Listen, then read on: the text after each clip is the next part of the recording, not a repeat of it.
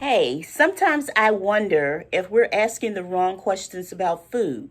We spend so much time fighting about diets, carnivore, keto, vegan, organic, processed, seed oil, saturated fat. We fight about what to eat, what not to eat, what's healthy, and what's killing us. But here's a question I don't hear enough people asking. Who's actually checking what's in our food? Not the nutrition labels, not the marketing claims. I mean the actual chemicals, the ingredients with names most of us can't even pronounce. The extracts, the stabilizers, the plant compounds that didn't exist in our foods generations ago. Who's making sure they're safe? I assumed it was the FDA, didn't you? That was what I was taught. The FDA, the Food and Drug Administration, reviewed ingredients before they got into our food. That's their job, right? But then I came across something that made me stop. So, on March the 3rd of 2026, the Environmental Working Group released an analysis. And what they found was surprising. At least 111 food chemicals have been added to the U.S. food supply. And the FDA never reviewed not a single one.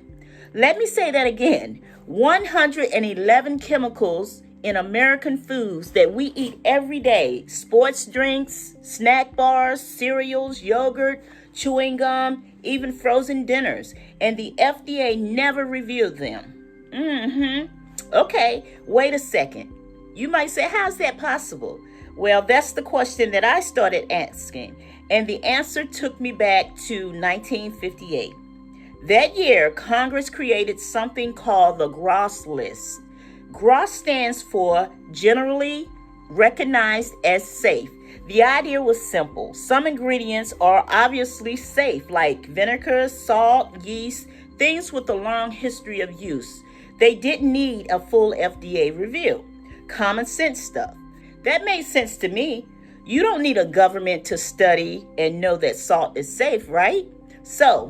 But then something changed. In 1997, the FDA made the notification system voluntary. Companies could now decide for themselves that an ingredient was GRAS. They didn't even have to tell anyone, not the FDA, not the public, no one.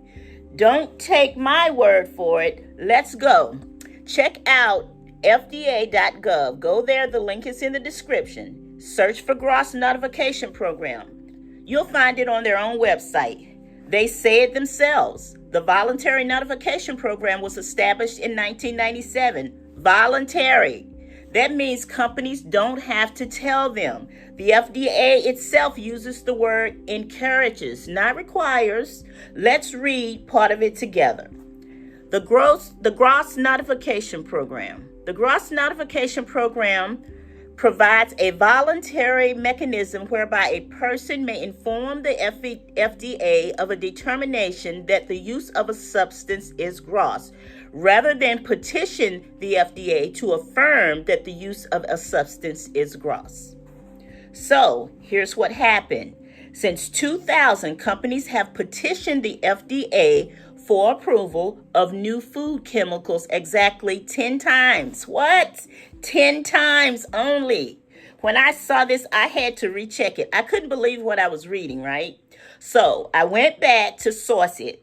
And according to the EWG's food score, yes, EWG food search, they searched the food register of food additives and petitions filed since 2000 to 2025, and they identified a total of 97 petitions, right?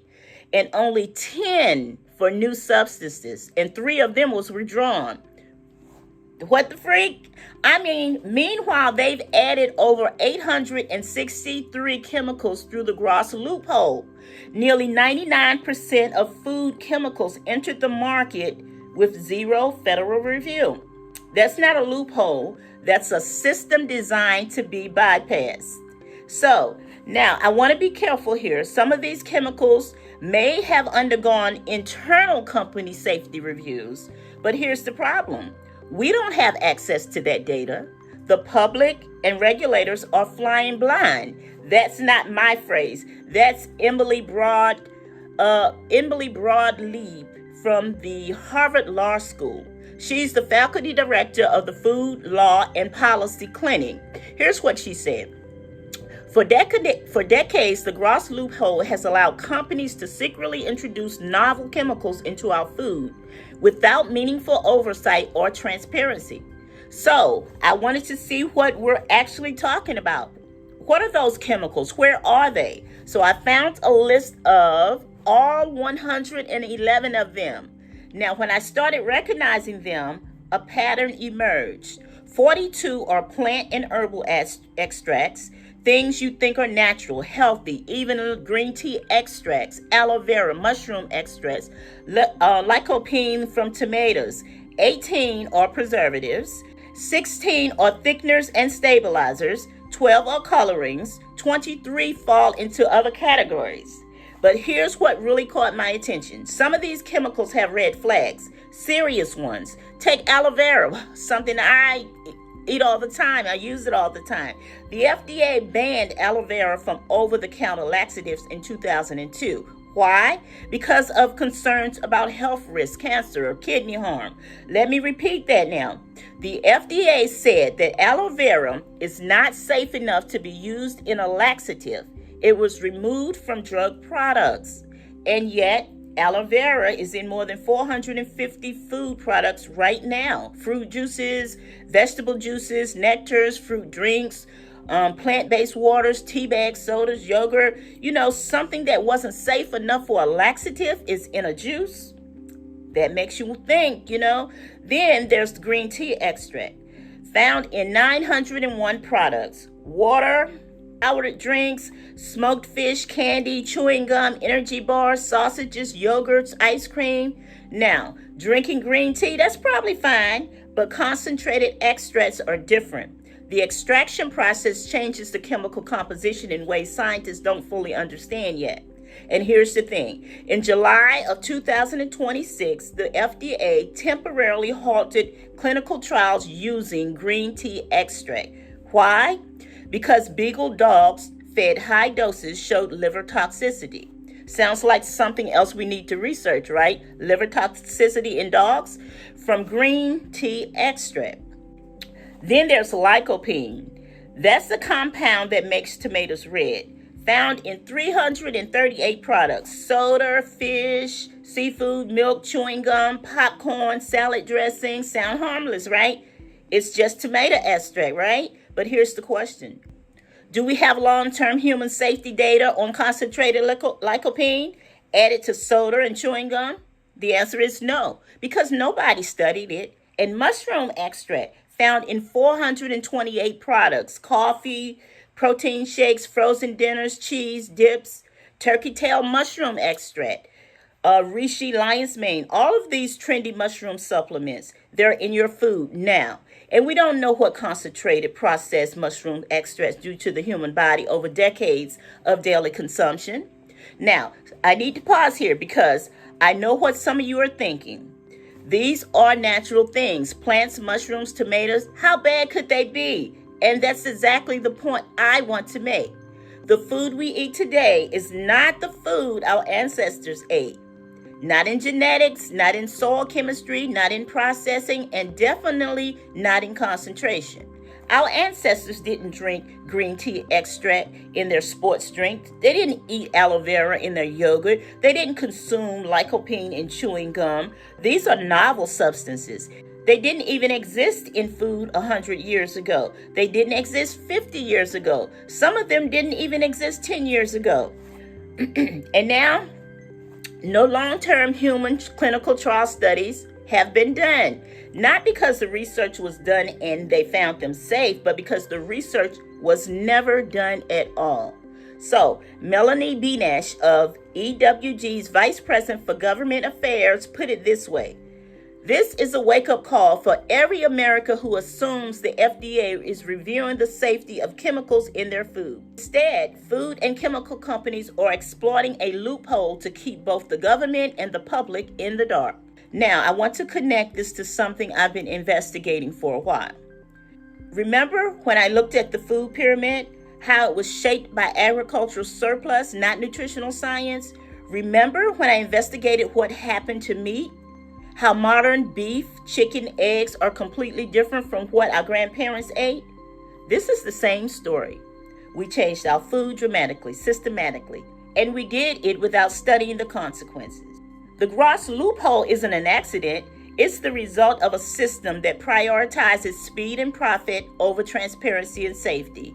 Companies don't want to wait for years for approval. They want to get their new ingredient to market as soon as possible. They want to sell the product.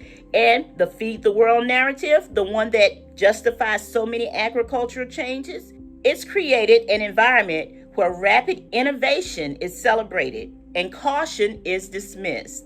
But here's what I keep coming back to. If we're going to change the food supply, shouldn't we be studying what those changes do to people? Shouldn't we have long-term studies comparing the foods our grandparents ate to what we eat today? What I looked for in those studies, they weren't there. And that's what keeps me investigating. Because the deeper I dig into how modern food has changed us, the more I realize the story isn't just about what we eat.